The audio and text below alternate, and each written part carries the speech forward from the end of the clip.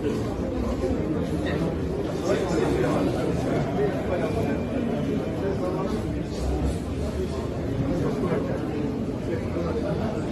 okiwanisa abanyolo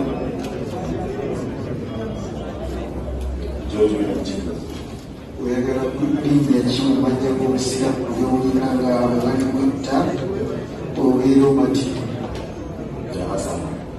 ayagala linnya lya Hasan. Bismillahi rahmani rahim. Alhamdulillah wassalatu wassalamu ala rasulillah. Hasan tukutoza ekigambo tukisamu okukyatudde oluba omaze okuyingira mu busiraamu. Bismillah arrahman arrahim.